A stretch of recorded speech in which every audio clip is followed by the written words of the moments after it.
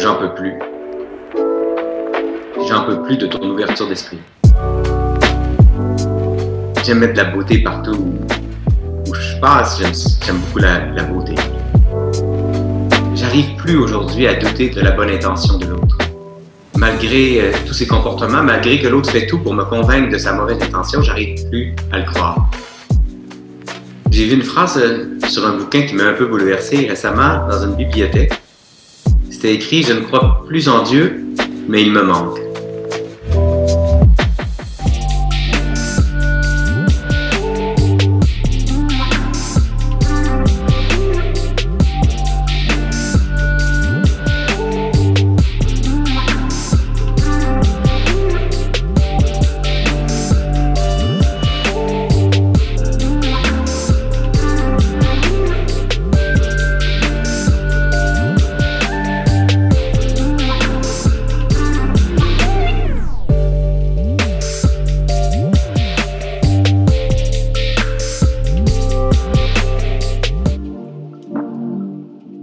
Bonjour à tous, je suis Luc et vous êtes sur la chaîne Cœur & Co. Chaque semaine, j'ai le plaisir et le grand privilège de recevoir des personnalités au parcours de vie extraordinaire et hautement inspirant de par leur vision, leur vécu, leur qualité d'être et la mission parfois étonnante qu'ils ont accepté de relever.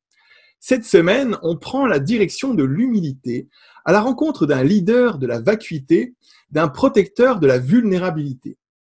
Conteur de talent, il est adepte de la tranquillité et du temps, bienveillant accompagnateur des fous du roi, il découvrit que le bonheur composerait sa propre voie et qu'une chaise rouge au bord du fleuve serait un rendez-vous pour traverser les épreuves. Cette semaine, j'ai le plaisir d'accueillir Rémi Tremblay. Bienvenue à toi, Rémi. Écoute, j'ai jamais été présenté comme ça, alors j'adore ça. Merci. Eh bien, écoute, tu m'inspires beaucoup de fraternité, je te le disais, je te le redis. Et récemment, je parlais avec Nicole Bordelot, qui a été ici, Nicole Bordelot, et elle me disait, en Rémi, il y a une symphonie qui vit et qui pourrait se dire ainsi, on est toujours plus heureux quand on fait des choses pour autrui. Alors, c'est une joie de t'accueillir et fidèle à la tradition de cette émission, je vais me proposer de retracer ton parcours dans ce qu'il a de beau. Alors, tu es auteur, conférencier, accompagnateur et fondateur de la Maison des leaders au Québec. Tu es originaire du Saguenay-Lac-Saint-Jean, au nord du Québec. Ton père entrepreneur a créé un zoo qui est devenu un des grands zoos du Québec et ta mère était une poète, une mystique et une spirituelle. Petit, tu as baigné dans l'amour, tu as eu des parents très aimants. Et dans ces deux familles, du côté père comme du côté mère, l'autre était très important et la joie était un fondement, ce qui fait que tu as appris à prendre soin de l'autre. À 9 ans, un drame familial va secouer toute ta famille. Ta sœur de 11 ans se noie et c'est un traumatisme profond chez tes parents comme chez toi. Et tu me disais qu'ils avaient eu envie de mourir eux aussi. Ton rêve à toi, ça a toujours été d'animer des théâtres, d'animer une salle, du spectacle, et tu aurais aimé probablement mettre en scène des événements pour créer de la beauté. Tu suis une formation qui t'emmène à entrer à l'École nationale de théâtre, mais sur un coup de tête, comme tu me le disais, et pour pas t'éloigner de ta compagne de l'époque, tu suis finalement un programme par défaut où tu trouves de la place, celui du management. Ta formation t'amène à chercher un jour un stage de fin de formation, justement, à l'étranger. Et au lieu de partir en Asie, comme tu me disais, tu fais un stage en entreprise dans l'entreprise qui deviendra Adecco. Et là, tu tombes en amour de l'entreprise et c'est réciproque au point qu'on te fait confiance. Et à un moment donné dans ta vie, à 22 ans, on te met en charge de créer la première filiale au Canada de Adecco. Ce sera pour toi une grande aventure et les premiers pas de ce qu'on appelle aujourd'hui l'entreprise libérée avant l'heure. Cette aventure d'entreprise va fasciner, tu le disais, et à un tel point que tu vas avoir une couverture médiatique importante. Tu es un leader à contre-courant et un jour tu vas écrire en hurlant un livre qui s'appelle Les Fous du Roi, où tu vas parler du manque d'éthique et de la tyrannie des actionnaires.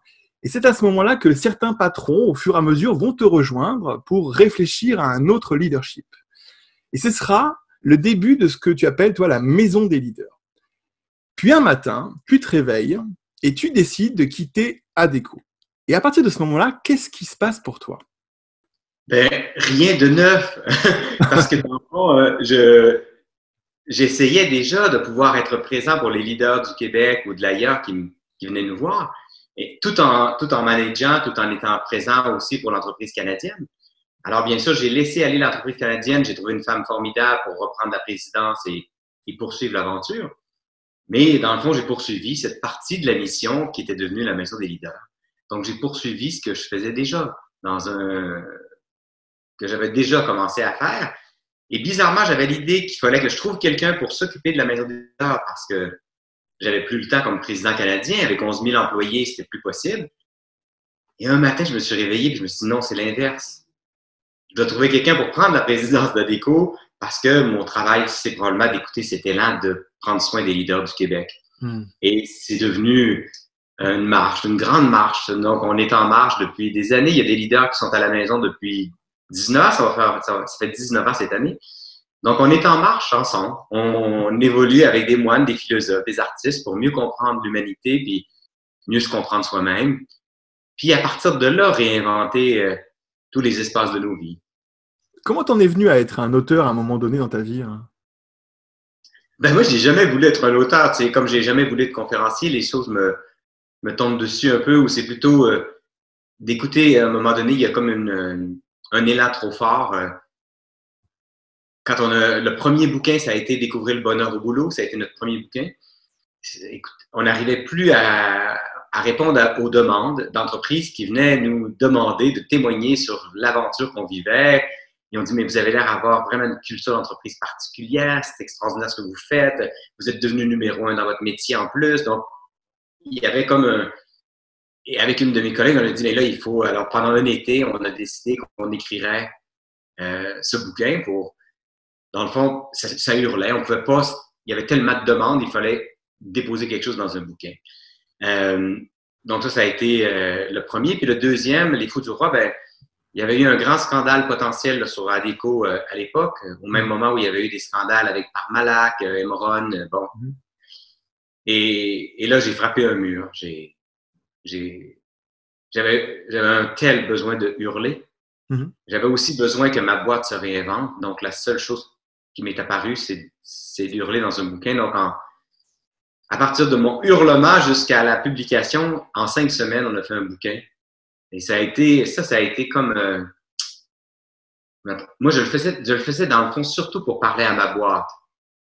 Dans le fond, je voulais lui demander qu'elle demande pardon au monde, je voulais qu'on se réinvente, qu'on réinvente notre façon de vivre ensemble. Et finalement, l'impact n'a pas été si grand, en tout cas dans ma boîte, mais il a été immense à travers le management. Donc, et c'est à partir de là que ça a explosé la demande des leaders pour venir réfléchir avec nous. Je vais te donner un autre exemple. Pour moi, les bouquins, ils s'imposent à moi. Puis je veux pas faire des bouquins, c'est beaucoup trop de boulot, puis je suis pas si bon que ça. C'est pour ça que j'ai fait toujours à 2. Mais je me rappelle quand il m'est apparu un désir profond, un élan profond de partager comment j'avais réussi dans les dernières années à mieux danser avec la vie. Avec ma collègue, avec ma chum Diane, qui est journaliste économique, on a décidé de mettre, OK, on a dit 1, 2, 3, 4, 5, voilà à quoi ça va ressembler comme bouquin. Un jour, je lui raconte ce que j'avais vécu sur la chaise rouge. Ça ne devait pas s'appeler la chaise rouge à l'époque, d'ailleurs. Et là, on s'est dit, mais on ne peut pas ne pas parler de ça.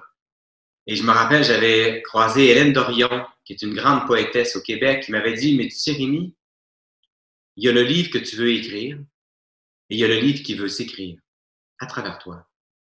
Et là, moi, je voulais surtout pas parler de ce que j'avais vécu avec notre fils qui avait été dans la toxicomanie pendant un grand bout, qui avait des soucis. Diane ne voulait pas parler de son père qui était Alzheimer, comment c'était difficile, mais on pouvait pas l'écrire. Alors, je réalise qu'à chaque fois, il faut que je me tasse du chemin et que je me mette au service d'un livre qui veut s'écrire. Mais sinon, moi, j'ai jamais de projet d'écriture, j'ai jamais de volonté d'écrire. Après, on parlera de cette histoire de « j'ai jamais de projet 2 » parce que c'est intéressant. Chez toi, il y a quand même un processus qui vient à toi plutôt que toi qui aies des projets pour. On en reparlera tout à l'heure. Alors, toi qui prônes l'attention, la vigilance, la présence, qui aide les leaders à ralentir en les accueillant, comme tu dis, à la maison. J'adore ce titre, à la maison. Je les accueille à la maison. Comment vous avez vécu, toi et la maison des leaders, comment vous avez vécu cette impasse qui est arrivée d'un seul coup dans la vie de tout le monde, cette pandémie? Comment ça s'est vécu et où vous en êtes aujourd'hui par rapport à ça? Ben nous, dans le fond, on a été, tu sais, on est toujours un peu qui on est. Hein? Alors, on a été cohérent. Notre premier élan, ça a été, oh mon Dieu, on appelle tous nos leaders, savoir comment ils vivent ça, qu'est-ce qui se passe, etc. Mais moi, j'ai pensé que, dans le fond, ça nous ferait peut-être prendre une pause. Mais ça n'a pas été le cas du tout parce que nos leaders étaient très inquiets, les entreprises de tous les secteurs d'activité d'ailleurs. Alors, on a décidé d'être là pour eux. On a mis en place des méditations quotidiennes. Les équipes m'ont demandé d'être en live tous les matins, tous les jours pendant des mois. Donc, on a souhaité être là, vraiment présent. Et c'est avec une immense joie. Donc, on a été très présents. Et nous, les membres de groupe renouvellent à l'automne, l'année de septembre à août. Alors, on avait bien accepté que beaucoup de nos leaders, probablement, ne renouvelleraient pas leur membership en début d'année, puis on trouvait ça normal. Et finalement, tout le monde est resté à la maison et on a même 48 nouveaux leaders qui se sont joints à la maison. Alors moi, je ne comprenais pas vraiment, puis ils m'ont dit, mais Rémi, jamais on aurait traversé la pandémie de cette façon si on n'avait pas senti qu'on n'était pas seul. Dans le fond, une chose qu'on a vraiment, je pense, exploré depuis le mois de mars, c'est le phénomène de la communion. Tu sais, on parle souvent de communiquer, puis on communique, mais se sentir en communion avec les autres, sentir qu'on n'est pas seul, qu'on fait partie d'une communauté avec qui on est en marche, ça a été vraiment une façon exceptionnelle pour eux de traverser ça. Et donc, la communauté est intacte, puis on continue à marcher ensemble, à prendre soin des autres et à encore enraciner plus ce sentiment de communion. On n'est pas séparés, on est ensemble. Par rapport à ce que tu viens de dire, là, par rapport au fait de ne pas séparer ensemble, je vais te poser une question que j'ai posée aux invités. Et alors, j'ai toujours une réponse étonnante. Alors, on va voir si toi aussi, tu as vécu quelque chose de similaire. J'en doute pas, d'ailleurs. Est-ce que pendant la période de confinement, tu as découvert quelque chose de toi que tu ne connaissais pas, un comportement que tu ne connaissais pas de toi? Oui, il n'y a peut-être pas de hasard hein, quand il nous est venu l'intuition, bien avant la pandémie, que le thème de la tendresse s'imposait pour nous à explorer. Une des premières portes d'accès qu'on s'est dit qui va nous donner accès à la tendresse, c'est la fragilité. Ouais, je pense que je découvre que mes zones de fragilité plus que je pensais. Ouais, je pense que c'est ça la grande découverte, c'est je pensais que je le savais, mais là, je dirais que je le ressens dans mon corps, qu'effectivement, il y a des zones de fragilité, que la vie est fragile. Et comment les observer avec le plus de tendresse possible. Et ça me fait réaliser à quel point l'autre aussi est fragile, ces zones de fragilité, que même si quelqu'un est très violent, derrière, c'est une fragilité qui n'est pas rencontrée. Dans le fond, ça m'amène à être beaucoup plus tendre avec l'autre. Ouais, je pense que c'est ça que je découvre, que je suis fragile. Ça, je parlais de protecteur de la vulnérabilité. Fragilité, vulnérabilité, c'est deux choses séparées pour toi? Ouais, je sais pas pourquoi. On avait exploré, quand on a exploré l'autorité intérieure, on a exploré la vulnérabilité.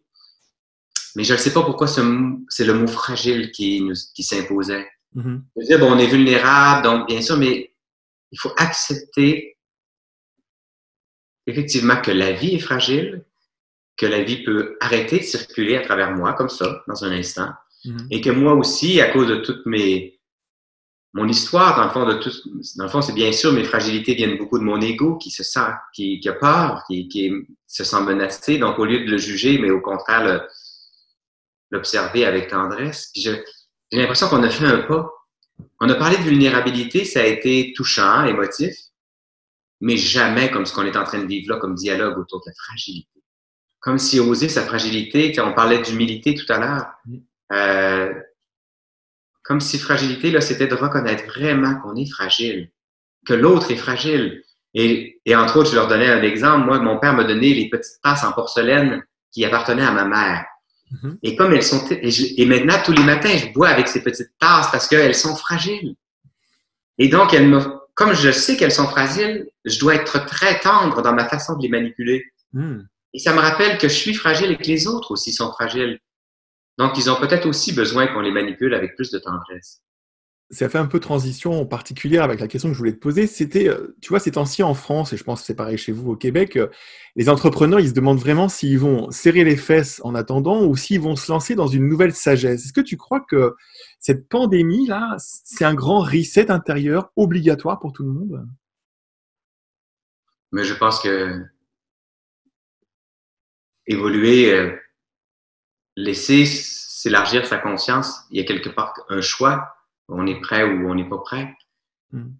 Moi, je le sais pas trop. Mais ce que je sais, c'est qu'on pourra pas ne pas l'avoir vécu. Soit. Alors, quand les gens me disent effectivement, Rémi, est-ce qu'il va rester quelque chose? Je sais pas exactement ce qui va rester, mais on pourra pas ne pas l'avoir vécu. Et je pense que moi, j'aimais beaucoup quand ma mère me disait, quand je demandais à ma mère, qu'est-ce qui a fait que tu as évolué au fil des années? Elle me disait, ah ben, entre autres, par mes relectures du soir, où elle prenait le temps de relire sa journée, pas pour s'enorgueillir de ses bons coups ou pour se déprimer de ses mauvais, mais juste pour apprendre avec tendresse, sourire et faire autrement demain. Fait que moi, je pense que si on prend le temps de relire ces derniers mois, ça va nous permettre aussi de relire ces dernières années, ces dernières décennies. À la maison, comme on ouvre le thème de la tendresse, on a réalisé qu'on ne peut pas non plus ne pas ouvrir le thème de la violence et toutes ces formes de violence subtiles, dans le fond, qu'on tolérait. Mais il faut prendre conscience de ça. Donc, faire une relecture peut-être de nos dernières années, c'est peut-être une belle façon de garder le meilleur de... Je pense que la souffrance... Avant, je disais qu'on grandissait par la souffrance. Mais là aussi, je vais citer ma mère un jour à qui j'ai dit... Elle pleurait parce que mes cousins souffraient. Mais je lui dis, maman, tu nous dis que la souffrance nous fait grandir, alors pourquoi tu pleures? Elle me dit, ben la souffrance nous fait grandir ou rapetisser, ça dépend. Dans le fond, ce qu'elle voulait me dire, c'est Rémi, c'est toi qui vas décider ce que tu fais avec la souffrance que tu rencontres. Elle peut être un levier exceptionnel, mais tu peux aussi en arriver à te refermer sur toi-même, à cause pour ne plus souffrir. Et elle a rajouté, elle me dit, ben, tu sais, si la souffrance nous faisait automatiquement grandir, dans tous les centres de personnes âgées, on aurait des vieux lumineux merveilleux parce qu'ils ont tous rencontré la souffrance. Sûr. Alors, on grandit ou on rapetisse, mais on reste pas égal. On reste pas, il y a quelque chose qui s'est passé en nous. Alors là, on doit être d'une immense vigilance. Est-ce que je me referme pour ne plus souffrir à nouveau ou au contraire, je laisse la brèche se faire pour que la vie circule à travers moi, à travers cette brèche qui me rend un peu vulnérable, un peu fragile. Tu parles d'une brèche et tout à l'heure, hors émission, je te parlais d'une dimension du temps que on va pouvoir regarder ensemble, liée au recul. Et je trouvais que, tu vois, quand tu discutais avec Serge Marquis la dernière fois, j'ai eu un séminaire de vous sur YouTube, et tu discutais avec Serge Marquis de la confiance. Et je trouvais que la confiance, c'était quelque chose de très intéressant, comme une sorte de dimension plus avancée que la souffrance. Et alors, je me disais que dans la crise actuelle qui met vraiment à mal l'équilibre des gens, tu vois, et la perspective d'avenir quand même est très limitée pour nos jeunes entrepreneurs, comment tu vois le sujet de la confiance en ce moment? Ben déjà, je pense qu'on doit premièrement se poser la question, est-ce que moi je fais confiance? À quoi? Dans le fond, où s'enracine ma confiance? Moi, je réalise que j'ai pas une grande confiance en moi, mais j'ai beaucoup confiance dans la vie. Hmm. Alors, alors, où s'enracine ma confiance en moi? Se poser la question. Puis après, avoir des dialogues autour de la confiance. Moi, j'ai animé plusieurs entreprises, puis la confiance était toujours le joyau le plus important. Je pense qu'il faut regarder en soi la confiance, comment elle résonne, la confiance dans notre couple, dans notre petite famille, après ça, dans notre communauté, dans notre quartier. Mhm. Je suis assez bouleversé, tu sais, il y a des études qui viennent dans les pays où c'est Mathieu Ricard qui me disait ça un jour, qu'il me racontait qu'ils font des études pour valider le niveau de confiance d'une population, globalement, envers les gouvernements, tout ça, mais globalement, la confiance. Et je pense que dans les années 70, par exemple, au Québec, autour de ça, la confiance était autour de 70%. Et ils l'ont refait, je pense, comme 20 ans ou 30 ans plus tard, puis elle était à quelque chose comme 35%. Je me rappelle plus des données exactes, mais elle avait baissé de moitié. Alors là, on a quelque chose à... Là, je pense que ça impose une relecture. qu'est-ce que j'ai fait, moi, dans ma vie pour que la confiance s'effrite en moi et autour de moi? Qu'est-ce qu'on a fait ensemble pour que la confiance s'effrite en nous et autour de nous? Qu'est-ce qu'on a fait comme peuple, comme équipe, comme famille, pour que la confiance s'effrite et comment on pourrait travailler à ce qu'elle reprenne sa place? Donc, je pense qu'il y a comme une relecture sur ce thème de la confiance. Et tu penses qu'on peut rebâtir la confiance après tout ce qui s'est passé, la rebâtir autrement? Moi, je n'ai pas vécu de façon permanente d'absence de confiance perdue. J'ai des confiances qui ont été perdues momentanément, mais comme ma confiance en la vie demeure, elle me permet de... J'arrive plus aujourd'hui à douter de la bonne intention de l'autre. Malgré tous ses comportements, malgré que l'autre fait tout pour me convaincre de sa mauvaise intention, j'arrive plus à le croire. Et donc, j'ai pas nécessairement confiance que la personne va poser les bons gestes. Mais je ne doute plus de la bonne intention de l'autre. Il y a personne qui arrive plus à me convaincre de ça. Alors la confiance demeure. Mais j'ai pas nécessairement confiance qu'ils vont poser les bons gestes. Ça, c'est une autre chose. Mais la confiance comme être humain en eux, dans le fond du fond, celle-là, je la perds plus. Alors, j'ai une bonne intention pour toi, puisque je vais te faire passer une sorte de petit exercice de style.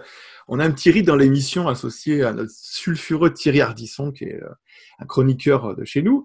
Et donc, j'ai un petit rite à te proposer par rapport aux multifacettes de ta personnalité. Alors, comme je parlais à toi en début d'émission, du fait que tu étais un leader de la vacuité, tu vois, puis un adepte de l'authenticité, et puis aussi un amoureux de la joie, a priori. Je te propose une interview upside down, une interview un peu atypique, ludique, dans laquelle je te pose des questions un peu simples, curieuses. Et puis, on découvrirait comme ça ta personnalité malicieuse sur ce coup-là. Alors, ma première question, vois-tu, c'est quelle est la plus belle erreur de ta vie?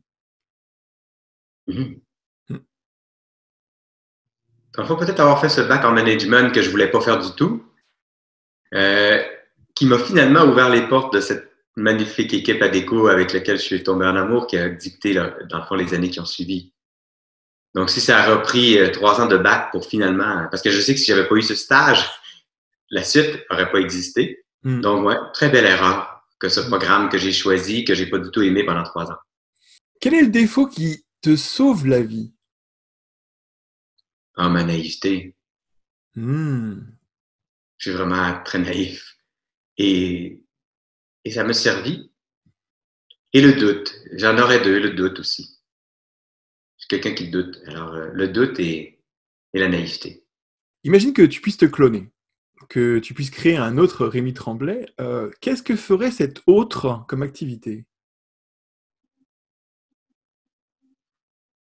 Je pense que pour les gens autour de moi, c'est bien assez, mais... Le deuxième, il serait probablement...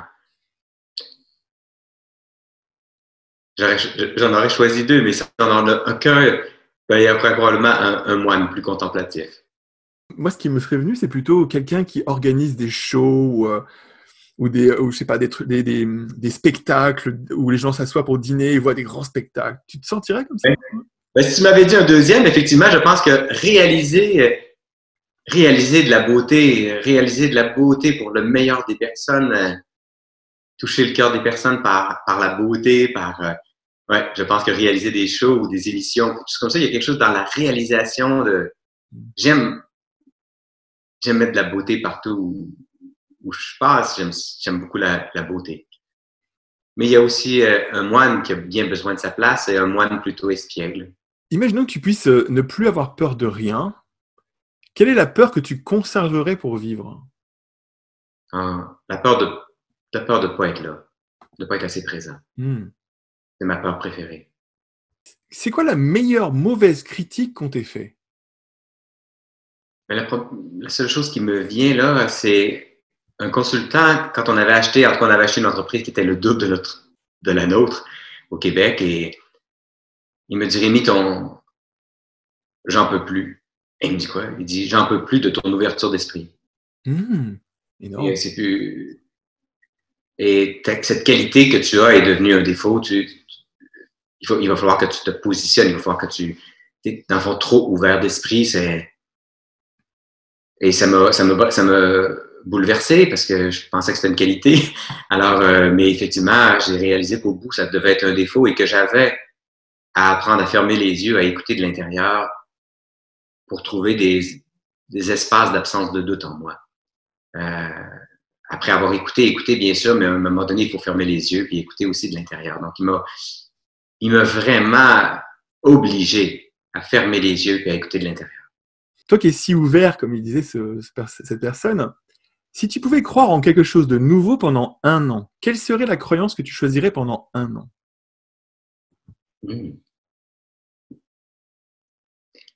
J'ai vu une phrase sur un bouquin qui m'a un peu bouleversé récemment dans une bibliothèque. C'était écrit « Je ne crois plus en Dieu, mais il me manque ». Magnifique. Alors voilà. Donc 1 an de croyance en Dieu, c'est ça? Ouais, en cette espèce de tout. Alors moi, il me venait en perception un truc que je voulais te proposer pour voir si ça te parle. Quand je me posais la question pour toi, il me venait que tu pourrais croire pendant 1 an que tu es un magnifique peintre. Et je voudrais savoir pourquoi tu aurais eu cette croyance. Est-ce qu'elle te parle déjà et qu'est-ce qu'elle te permettrait? Ben, la croyance, ça va, mais il faut avoir le talent qui vient avec. Fait que je veux bien y croire, mais finalement, qu'en réalité, ça soit pas ça. Mais ouais, je pense que cette expression par la beauté, par la peinture, si j'étais capable de peindre, si j'avais ce talent ou si j'avais cet appel, ou si je me sens pas nécessairement appelé à ça, mais je trouve ça magnifique de laisser le pinceau nous montrer la route. C'est sûr que ce serait comme ça que j'aurais le goût de peindre. J'aurais le goût de laisser la peinture se faire. Laisser les couleurs advenir à... Ah oui, j'aimerais me laisser guider par le pinceau, par les couleurs. J'aimerais me perdre dans elles. Et après, les contempler leur travail et me réjouir d'avoir pu tenir le pinceau. Ce que je voudrais savoir, c'est qu'est-ce que les gens qui t'aiment voient de toi que tu ne vois jamais de toi? Je pense que j'ai vraiment le sentiment d'une grande ouverture, mais je pense que je peux être têtu. Parce que c'est ce qu'on me reflète et on dit, Rémi, oui, tu es ouvert, tout ça, mais quand il y a une absence de doute en toi, il n'y a pas d'autre chemin que d'y aller. Alors, je pense que je peux être têtu et pas toujours conscient de l'être. Si tu devais interviewer aujourd'hui Rémi Tremblay devant toi, tu lui poserais quelle première question? Comment va le petit garçon? Il te répondrait quoi? Bien mieux, d'année en année. Il sent qu'il se sent plus écouté. L'autre question, c'est... ah oui, je lui poserais la question, mais qu'est-ce que tu fuis? Aussi. Je serais intrigué de la réponse. Et tu sais ce qu'il répondrait? Pas complètement encore. Tu sais, quand on en fait autant, quand on est autant dans l'action, c'est merveilleux, mais la partie du trop indique peut-être une fuite parfois. Donc, ouais, je pense qu'il reste encore des petites séquelles pour que je pensais guéri peut-être du sentiment qu'on doit mériter son existence. Qu'il faut en faire beaucoup pour mériter sa vie. Même s'il y a une croyance en moi qu'il me semble solide qu'on n'a absolument rien à mériter, on est aimé tel quel. Et on mérite, il n'y a rien à mériter. Mais peut-être que cette blessure d'être resté quand ma sœur est partie, je pense que j'ai eu problème qu'il reste encore des séquelles de ce sentiment que je devais mériter d'être resté. Et il fallait que ma vie vale la peine d'être vécue pour honorer le fait que ma sœur est partie. En plus, mes parents, je savais qu'ils ne voulaient que des filles, puis ma sœur était la plus vieille, donc j'ai prié tous les matins pour que Jésus, à l'époque, c'était à lui que je parlais, c'était mon pote, pour qu'il puisse faire le switch. Et quand je pensais à ça, j'étais même pas triste. J'étais convaincu que c'était la bonne chose. Mais comme c'est pas arrivé, il est peut-être resté ouf, donc fais quelque chose. Donc, je m'en réjouis aujourd'hui que ça se soit installé en moi, mais c'est bien aussi de s'en libérer. Je lui poserai la question, qu'est-ce que tu fais? Alors justement, tu vois, ta mère qui a été très fortement affectée par la disparition de ta sœur, avait dit un jour qu'elle ne laisserait plus aucune épreuve l'empêcher de voir les fleurs qui poussent. Je trouve que ça va bien avec le moment là. Et je voudrais savoir, toi qui es son fils, comment tu vois les choses aujourd'hui par rapport à ça? Le plus grand enseignement de ma mère, mais qui est devenu ma plus grande rencontre, une de mes plus grandes rencontres à vie, je pense, dont j'ai fait l'expérience. Et je pense que si ma mère m'en avait pas parlé, j'aurais pas pu un jour en faire l'expérience, parce que souvent les gens nous parlent de choses qui sont pas tout à fait encore dans notre champ de conscience, mais il y a comme un possible, et la journée où on en fait l'expérience, tout d'un coup, on raccroche à ça, ça a été comme une première porte. C'est vraiment la cohabitation de la joie et de la souffrance. Mm. Si j'avais un seul héritage à laisser à mes fils, d'ailleurs, je l'ai écrit je me disais, je veux pas juste leur laisser des sous, donc avec ça, il y a aussi ce petit bout de papier où je dis que je leur raconte cette expérience de la cohabitation de la joie et de la souffrance. C'est merveilleux. C'est comme si, depuis cette expérience, j'ai beaucoup moins peur. Je sais que même s'il y a encore des souffrances, puis je vais traverser encore des souffrances, d'ailleurs, il y a un de nos fils qui souffre un peu ces temps-ci, les fleurs poussent. Et je n'oublierai plus que les fleurs poussent et que la joie peut cohabiter avec la souffrance. Mais ça n'enlève pas la souffrance, c'est juste que ça la fait baigner dans un bol plus grand et plus facilement tolérable. Tu vois, tout à l'heure, on parlait de la confiance, tu parlais de Serge Marquis, et par ces temps de crise, tu dis souvent cette phrase que je trouve étonnante, je l'ai entendue plusieurs fois, je ne sais pas si tu vas nous en parler là. Comment se fait-il qu'on ne sait plus qu'on saura? Alors cette phrase, écoute, quand je l'ai entendue la première fois, j'ai dû l'écouter moins 3 fois pour essayer de voir si je pouvais comprendre sans que tu l'expliques. Et alors, je voudrais bien que tu nous en expliques la signification profonde, en fait. Comment ça se fait qu'on ne sait plus qu'on saura? Ben, je pense que la réponse à ça, c'est qu'on n'a déjà pas su. Et donc, comme on n'a pas su, on a perdu confiance dans notre capacité qu'on saura. Mais là, il faut se poser la question, pourquoi on n'a pas su? On n'a pas su parce qu'on n'était pas présent. On n'était pas là. Alors comment? Bien sûr, on a été inadéquat parce qu'on n'était pas là. Fait que quand on n'est pas là, on ne peut pas prendre des bonnes décisions là. Alors comme on n'était pas là, donc maintenant, c'est de se dire, ben si je suis là, vraiment là, à mesure sur la route, j'aime bien dire, ça saura. Peut-être que ça ne viendra peut-être pas de moi, ça va devenir d'ailleurs, ou même de certaines parties de moi, mais ça va savoir. Ça va bien aller, ça va savoir. Et aujourd'hui, ça, moi, j'ai plus peur, je sais que ça va savoir. J'ai plus besoin de savoir à l'avance. Par ailleurs, c'est pour ça que peut-être ma plus grande peur, que tu m'as posé la question, que je te remercie tantôt, c'est la peur de ne pas être là. Parce que quand on n'est pas là, bien sûr, on se trompe puis on fait des mauvais choix. Donc, mais quand on est vraiment là, ça c'est. Il n'y a jamais 4 meilleures solutions pour une situation.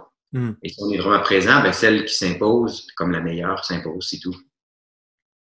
Alors, pour moi, c'est ça, je veux qu'on retrouve confiance en nous, dans nos équipes, partout, dans nos vies, dans nos couples, que se faire confiance que ça va savoir.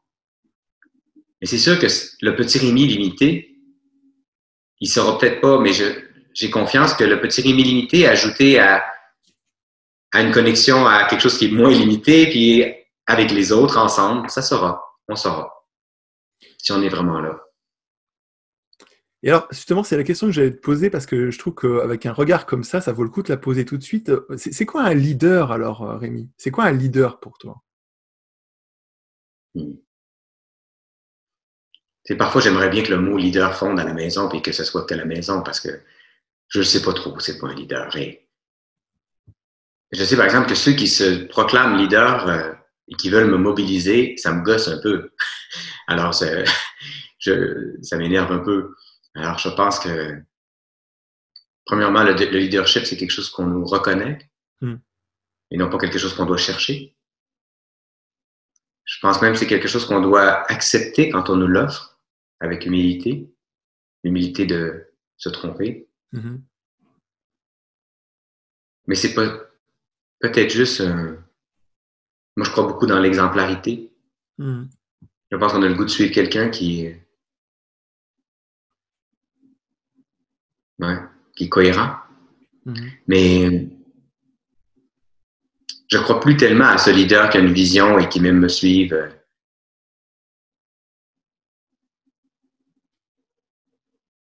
Je sais même plus si c'est si important d'avoir un leader. Mais si oui, il me paraît qu'il doit répondre aux grands appels à lesquels on est conviés les êtres humains. Il doit répondre au courage, à l'humilité, Mhm. à l'amour et à la création. Ça, pour moi, c'est clair que c'est les grands appels à lesquels on est convié comme être humain. Alors, si je suis leader ou je suis parent, ben, je devrais avoir répondu à ces appels-là plus que les autres. Et tu crois que, par exemple, est-ce que tu crois qu'un leader, c'est celui qui sait plus souffrir? Ben, moi, comme leader, j'étais très intolérant à la souffrance, donc Mhm. c'est pour ça qu'on a inventé chaque jour une entreprise plus nouvelle. Donc, Mhm. des fois, j'aime bien qu'on soit intolérant. Donc, nous, il n'était pas question qu'on soit pas bien. Mhm. Alors, dès qu'on n'était pas bien, on se réinventait. Et j'aime beaucoup quand je croise des personnes avec qui j'ai travaillé, ils me disent, Rémi, on s'est construit, hein, nous, d'un inconfort à l'autre. Donc, j'aime bien peut-être ces leaders qui disent, non, on peut se vivre autrement. Mhm. Bien sûr, il y a l'accueil, mais pour ça, tu as raison qu'il faut comme être capable d'accueillir la souffrance qui est là déjà. Mhm. Mais après, de se dire, mais ça pourrait être autrement. Alors, comment autrement on se réinvente? Alors, cette capacité, cette croyance, cette foi, confiance qu'on peut se réinventer, puis que tout est à inventer encore dans notre façon de vivre l'aventure, de nos vies, puis de nos entreprises. Tu me disais hors émission la dernière fois que la question qui avait pris le plus de place pour toi dans ta vie, c'était qu'est-ce que la vie veut faire de moi, plutôt qu'une question, tu vois, centrée un peu sur qu'est-ce que je vais faire de ma vie. Alors, tout à l'heure, t'en parlais, il y avait un petit côté, la vie existe et elle n'est pas moi. Alors, je voudrais savoir quel est ton regard sur la vie aujourd'hui. Ben moi, mais c'est une croyance, ça, c'est une vision qui est la mienne. Pour moi, pour moi, il n'y a que la vie. Et la vie, tout à coup, quand le gland du chêne se fissure, elle entre et elle se déploie à travers ce qui est dans le gland. Alors, je pense pas que je suis très différent du chêne. Alors, pour moi, dire ma vie, d'ailleurs, c'est de plus en plus bizarre de dire ma vie, ça fait comme pas de sens. C'est la vie qui, tout d'un coup, s'est mise à circuler dans cet embryon, puis elle continue à se...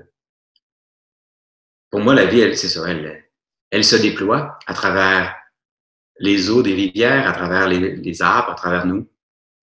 Donc, c'est la vie qui nous circule. Puis un jour, la vie va circuler, va continuer à circuler ailleurs que dans ce petit moi que j'ai construit. Donc, pour moi, la vie, c'est quelque chose qui circule. Donc, il n'y a pas pour moi la vie et la mort, il y a juste la vie qui circule. Mm. Et il y a le chêne qui, lui, va tomber un jour et il va nourrir la terre avec ça. Donc, je ne suis pas très différent, mais la vie, elle continue. Puis, j'ai pas tellement j'ai plus de notion de ma vie ou ta vie. Mm. C'est un peu bizarre pour moi. Ça dirait que maintenant, quand je le dis, je me mets à sourire un peu. Je fais comme pas de sens. Alors, pour autant, tu vois, tu disais dans une de tes capsules vidéo quelque chose que je trouvais très intéressant, dont je voudrais te parler. Tu disais qu'il y avait deux qualités à développer dans la vie, l'attention et la vigilance pour être présent. Et alors, quand j'écoutais ça la dernière fois, je me disais, tiens, c'est marrant parce que cette équation, on pourrait l'écrire à l'envers. Et à l'envers, ça dirait qu'en fait, il faut avoir attention et vigilance à la qualité. Et quand tu me parles du gland, j'avais envie de te dire, oui, mais tu as des glands qui n'ont aucune qualité. Et tu as d'autres glands qui ont une grande qualité. T'en as qui donneront aucun chêne ou un chêne tordu, et t'en as un qui donnera un chêne magnifique. Alors, comment tu vois la qualité dans ta vie? Cet état d'être, la qualité, est-ce que ça te parle, toi? Mais pour revenir au gland qui fait un chêne tout tordu, Hmm.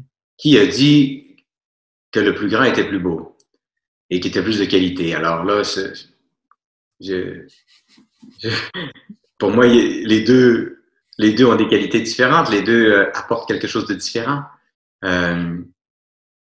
Pour avoir un beau-frère et une belle-sœur qui sont handicapés, je peux dire que j'aimerais bien avoir leur qualité d'être. Alors déjà, ça fait alors la qualité, en même temps, longtemps, j'ai enfermé un peu le meilleur de soi. Je me rappelle, mon ami Guy Corneau avait écrit un livre qui s'appelait Le meilleur de soi et on peut empêcher, on peut des fois enfermer le meilleur de soi dans c'est quoi mon talent ou c'est quoi mes qualités. Mais je découvre aujourd'hui que le meilleur de moi, c'est aussi mes peurs, mes doutes, mes inquiétudes, mes travers. Tout fait partie du meilleur de moi. Mais bien sûr, bizarrement, on a parfois plus peur de notre côté lumière, comme disait Mandela, que de notre ombre. Donc, j'aime bien qu'on soit capable d'honorer et de laisser s'épanouir ce qu'il y a de meilleur en nous, tout en laissant toute la place à tout le reste aussi en nous. C'est plus de laisser le meilleur et de ne pas mettre de l'ombre sur le meilleur. Ta réponse est à la hauteur de ta sagesse, Rémi. Il n'y a aucun doute là-dessus. Mais tu vois, je me disais quand même que quand je regarde ce que tu fais, ce que tu vis, comment tu es, ok, tu vas me dire, tu n'as rien demandé, c'est venu comme ça. Mais à la fois, moi, je trouve que tu mets quand même un point d'honneur à la qualité. Et je trouve que la présence, c'est un des outils de la qualité. Alors, c'est vrai que tout le monde n'a pas envie de développer la présence, de développer l'écoute. Alors, comment ça t'est venu, l'envie de qualité? De mettre de la qualité dans les choses que tu vivais? Mais déjà, d'avoir été témoin de la façon dont ma mère mettait la table tous les jours. Pas seulement dans les grandes fêtes. Dans les grandes fêtes, bien sûr, il y en avait plus, mais tous les jours. L'attention qu'elle mettait à une belle nappe et à ce que la nourriture soit belle dans les assiettes, dans les plats. C'est comme si d'un coup, elle m'a enseigné la dignité de l'instant, de l'autre. Alors, c'était pas dans la richesse, on n'était pas riche, mais c'était très harmonieux, très beau. Je pense que déjà, probablement, s'est installé en moi ce désir de faire les choses avec qualité, qui est relié, dans le fond, à la beauté, à ce qui est bon pour les êtres humains. La qualité, pour moi, c'est ce qui est bon pour l'autre, ce qui apporte quelque chose de bon à l'autre. Ouais. La maison des leaders, c'est un espace qui est bon pour l'autre. C'est un espace de ralentissement. Alors, je ne sais pas si en France ça existe, mais presque ça n'existe pas. Je vais demander à des gens de le construire parce que c'est une magnifique idée.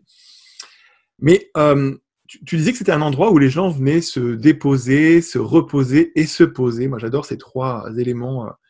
Et en même temps, il y a le mot oser dedans à chaque fois. Donc, déposer, reposer et poser, il y a oser. Ça wow. J'adore ça. Parce qu'il faut oser aussi, pouvoir se poser comme ça.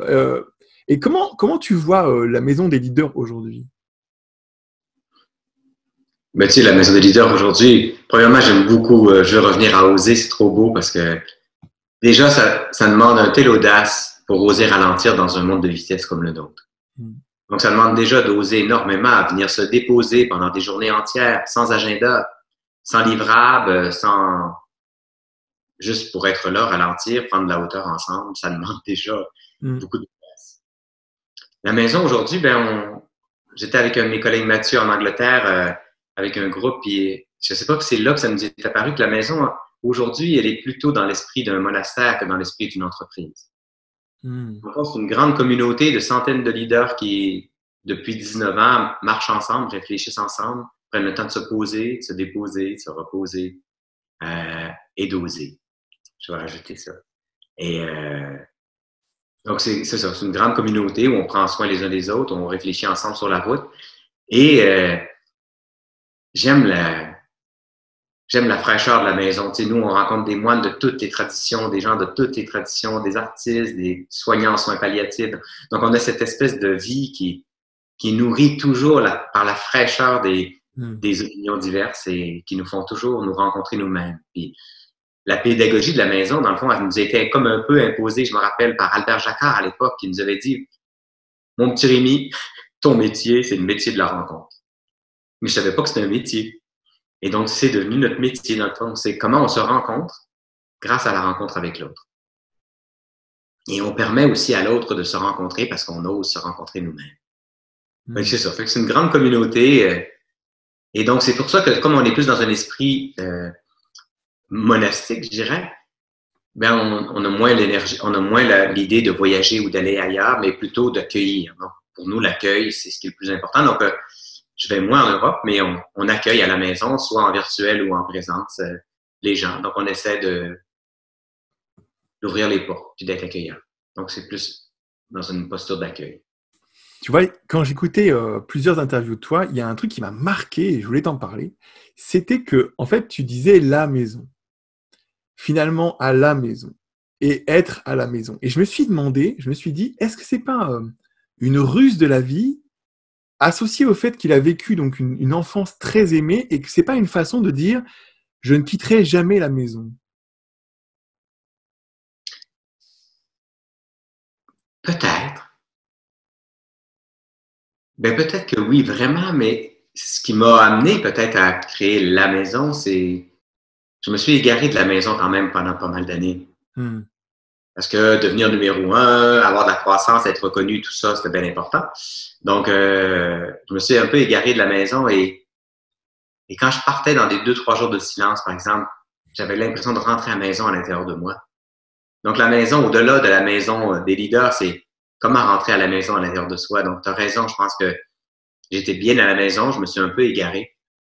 Et donc, de rentrer à la maison, souvent les leaders, ils disent, tu sais, on vient plusieurs fois par année pour rentrer à la maison, mais pour rentrer à la maison à l'intérieur de soi parce qu'on peut s'égarer. Et plus on s'égare de la maison, plus c'est difficile de retrouver le chemin du retour. Et tu crois que c'est parce que au fond, ton âme d'enfant n'a pas voulu changer de maison, justement? Ben, notre maison, c'était l'amour, parce que, donc, bien sûr, cette maison, je ne veux pas la quitter. Je m'en suis égaré un peu longtemps, mais parce que j'étais très heureux, même si mes parents étaient merveilleux, j'étais très heureux de partir de chez moi, c'était merveilleux, j'étais un aventurier, j'avais hâte. Mais notre maison, c'était l'amour. Alors, cette maison-là, je ne vais pas la quitter. C'est beau, je trouve. Il y a une phrase que j'ai trouvée de toi très belle aussi. Tu m'as dit la dernière fois, la vie est tellement belle que je n'ai pas le goût qu'elle passe vite. Et je te parlais du temps et je me disais que depuis le début, j'avais l'impression que tu avais vécu dans plein d'états de temps différents. Un, avec la mort de ta sœur, et puis le sentiment que voilà, la mort serait incontournable. Donc il y avait un temps aux choses. J'ai vu que tu avais donc dans ta vie côtoyé le temps, des moments où le temps était ton ami, tu étais des fois en amour du temps, des fois en crise avec le temps, des fois c'était un peu à sa guise, le temps. Et puis, il y avait un temps horizontal, un temps vertical. Et puis, je me demandais, comment tu vois le temps aujourd'hui? Je pense que j'ai beaucoup quitté cette espèce d'urgence de vivre ou de mériter quoi que ce soit. Donc, il y a quelque chose qui s'est ralenti dans mon métabolisme à l'intérieur de moi. Donc, déjà. Mais c'est vraiment bizarre. J'ai beaucoup de difficulté à exprimer l'expérience que je fais du temps, mais et je sais pas si ça vient de... Je pense que oui, puis quelqu'un m'avait dit, Rémi, m'avait fait faire un petit test à un moment donné, il m'a dit peut-être qu'il y a un lien avec la présence. Quand on est présent, le temps passe moins vite, bizarrement. On savoure la vie, on la goûte. Moi, une semaine, maintenant, tu sais, une semaine, en termes de sentiment intérieur de temps, me paraît deux semaines aujourd'hui. Donc, les gens vont dire, on est déjà vendredi, puis moi, je me dis, ah mon Dieu, on est juste vendredi. Tu sais, on est juste vendredi. Alors, je vis une bizarre expérience avec le temps. Le temps passe beaucoup moins rapidement qu'avant. Puis quand mon ami m'avait dit, peut-être que c'est relié à la présence, et il m'avait fait faire un exercice. Il m'avait dit, la prochaine fois que tu va-t'en sur un tapis roulant au gym et mets une émission de télé. Et pendant 15 minutes, fais du tapis roulant tout en écoutant l'émission de télé. Alors, bien sûr, ça m'a paru comme 3 minutes, le 15 minutes. Et là, il te refait l'expérience sans la télé, en étant totalement présent à ton corps. Et à l'inconfort qu'on a ça m'a paru 3 quarts d'heure. Alors, La mauvaise nouvelle, la bonne et la mauvaise, c'est que quand on n'aime pas quelque chose, si on est vraiment présent à ce qu'on n'aime pas, ça paraît long. Alors, parfois, on veut pas trop être présent, on s'agite parce qu'on veut que ça passe vite. Mais effectivement, quand on est vraiment présent à notre vie, à ce qu'on ressent, à ce qui se passe autour de nous, le, c'est comme si le temps prenait une autre dimension qui était un temps vertical. Donc, c'est plus juste un temps horizontal, mais un temps vertical. Donc, je sens le temps plus vaste. Je le savais pas, mais j'ai une de mes amies qui me dit il y a pas si longtemps, tu sais, Rémi, c'est bizarre, tu dis plus, j'ai plus de temps. Tu sais, je disais tout le temps, j'ai pas le temps, je manque de temps. Il paraît que je dis plus ça. Mais j'ai réfléchi quand même. On parlait tout à l'heure des relectures, mais j'ai fait une relecture de qu'est-ce qui fait que je disais ça et que je ne le dis plus. Une des découvertes que j'ai faites, c'est ça aurait été beaucoup plus juste à l'époque. Plutôt que de dire j'ai pas de temps, ça aurait été plus juste et plus honnête de dire je suis tellement occupé à des choses qui importent peu qu'il me reste plus vraiment de temps pour les choses qui importent vraiment. Comme je me suis mis à me poser, on s'est mis à se poser à la Maison des Leaders depuis des années la question, mais qu'est-ce qui importe vraiment? Et je me la pose globalement, je me la pose à chaque instant, qu'est-ce qui importe vraiment? Depuis que ma vie est occupée de ce qui importe vraiment, j'ai plus l'impression qu'il me manque de temps. Alors ça, c'est vraiment, je pense qu'il y a de ça qui a basculé dans ma relation au temps. Tu sais, tout à l'heure, je te disais, waouh, tu as un magnifique Bouddha derrière toi. Et je n'avais pas vu que ça pouvait avoir un sens par rapport à la question que je vais te poser maintenant, dont on a parlé tout à l'heure. Je vais te la reposer. Mais, tu vois, j'ai l'impression en fait qu'on pourrait parler ensemble d'un sujet qui est nouveau, qui est peut-être juste une approximation, mais j'ai envie d'en parler pendant l'interview. En fait, tu parlais d'un temps horizontal, celui du début de la vie, hein, celui où on court, on cherche sa position. D'un temps vertical, dans lequel on cherche plutôt l'élévation, la profondeur. Et puis je te disais que j'avais l'impression, quand je regardais tout ce que tu disais, et puis qui tu étais, que tu connaissais un autre temps, le troisième temps. C'était le temps derrière, le temps arrière. Et il se trouve que derrière toi, tu as Bouddha. Alors c'est énorme parce que je m'attendais pas du tout à ça. Et en fait, je te disais, chercher un moyen de rendre crédible cette hypothèse. Et j'ai trouvé cette phrase marrante qui s'appelle « prendre du recul ». Prendre du recul. Comme si, en fait, prendre du recul, c'était ni une élévation, ni une position dans l'espace gauche-droite, c'était un temps arrière. Et j'allais te poser la question, avant que je vois cette effigie-là, j'allais te demander, est-ce que tu n'as pas l'impression que le temps arrière, c'est le temps où on est protégé par le tout? Le tout pourrait considérer que si tu prends ce temps arrière de recul et que tu rentres dans cette profondeur, alors il te protégera pour que tu exprimes plus de tout. C'était un peu tiré par les cheveux, mais quand je vois ton Bouddha derrière, je me dis, mais non. Est-ce que tu crois que c'est possible que le temps de recul, ce soit un troisième temps? Écoute, tu m'ouvres une fenêtre intéressante, mais si je pense justement à ces fameuses relectures de ma mère tous les soirs, je pense qu'elle entrait peut-être dans un troisième temps. Quand on ose prendre de la hauteur momentanément pour se dire ah ben tiens, j'ai l'impression d'avoir un peu manqué d'écoute peut-être tout à l'heure dans ma rencontre, par exemple, avec mon fils. Ah ben tiens, comment... J'entre dans un temps, effectivement, où, bien sûr, c'est un temps présent, mais c'est dans ce moment présent, je le quitte un peu pour retourner voir dans ce temps derrière. Avec beaucoup de tendresse. Et je peux beaucoup apprendre. Mais j'aime beaucoup quand tu dis, est-ce que dans ce temps-là, je me sens pas un peu protégé? C'est comme si... Ouais. J'ai l'impression que quand moi, je fais une relecture d'une rencontre ou d'une journée, c'est vrai que je pourrais pas dire que je me sens présent. Alors, c'est comme si je quittais un peu le temps présent. J'étais pas dans le temps futur, bien sûr. C'est intéressant. C'est vrai que... Ouais, c'est très le fun. Je vais essayer d'en faire l'expérience plus consciente la prochaine fois. Pour terminer cette émission, je voulais te parler des contes. Alors, c'est vrai que les contes, c'est a priori quelque chose qu'on voit dans l'enfance. Mais j'avais l'impression, en fait, que la dynamique qui était la tienne était une dynamique du conte, hein, et que, en fait, ce qui faisait ta qualité d'être, c'était d'être un grand conteur. Alors, je veux savoir si tu t'en es rendu compte de ça. Est-ce que les gens qui travaillent avec toi se rendent compte de ça?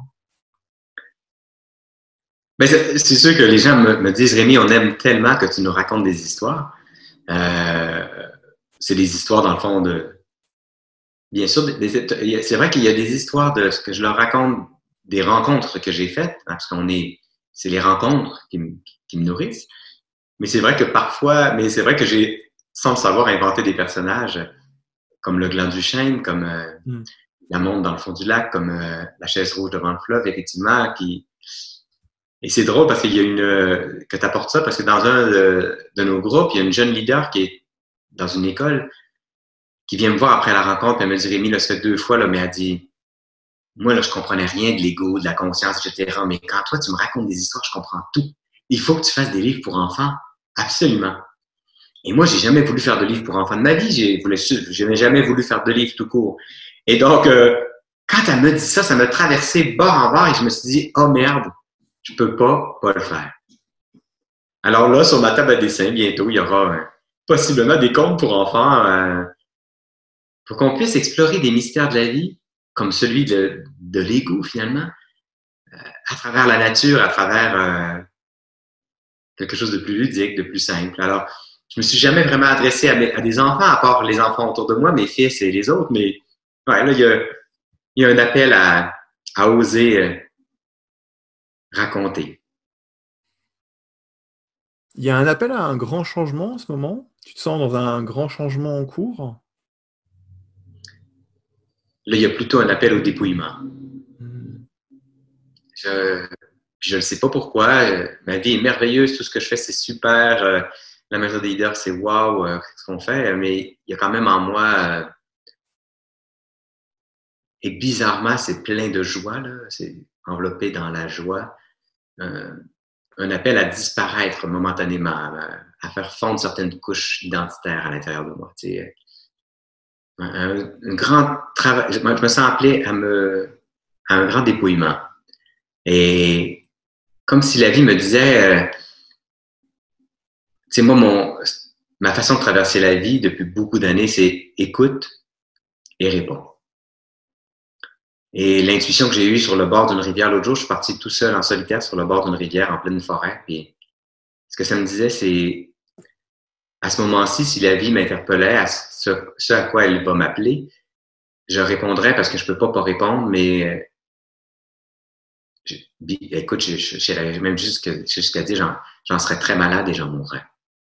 Bizarrement, je suis pas capable d'expliquer du tout. Alors, l'appel de la vie pour moi, pour l'instant, c'est de me dépouiller, de me reposer pour pouvoir répondre à ce que la vie voudra faire à travers moi.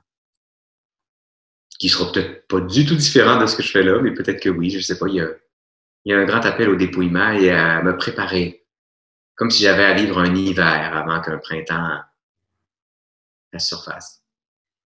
Alors, si tu devais parler aux leaders français, là, comme tu parles aux leaders du Québec, si tu devais parler aujourd'hui aux leaders français, tu leur dirais quoi comme mot de la fin? Ben déjà, oser ralentir, oser aller vers l'autre pour ouvrir des dialogues sur comment vous souhaitez vivre ensemble. Mais ce que j'ai surtout le goût de leur dire, parce que j'en ai rencontré des centaines de milliers de leaders en France, et je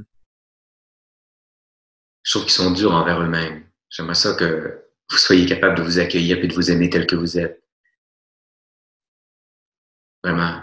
Moi, tous ceux que j'ai rencontrés étaient formidables. Et je trouve qu'ils étaient super, mais très durs envers eux-mêmes, envers la France, qu'on prenait un peu plus de hauteur, qu'on se prenait un peu moins au sérieux. Puis qu'on se disait, ben, on est parfait tel quel, ça va bien aller. Et que là, à partir de là, on se mettait à se transformer grâce au fait qu'on s'aime tel qu'on est. Ouais, j'aurais le goût de leur dire ça, de prendre le temps de ralentir, de vous rencontrer, ouvrez des dialogues et aimez-vous tel quel. Et il n'y a rien vraiment à faire. Il n'y a rien à faire que d'aimer, que d'observer, que d'être attentif. et les choses s'imposent, se font par elles-mêmes. Voilà. Et venez nous voir, prenez le temps de ralentir, marchez avec nous à la Maison des leaders par le virtuel, puis vous êtes les bienvenus à la maison, venez nous voir, on organise des retraites, des moments de ralentissement, alors qu'on sera heureux de vivre ça avec vous. Je te remercie, Rémi. J'ai passé un moment magnifique avec toi, un moment de lenteur naturelle. Je te remercie. Je vous remercie aussi tous d'avoir regardé jusqu'au bout l'émission. Ça valait le coup.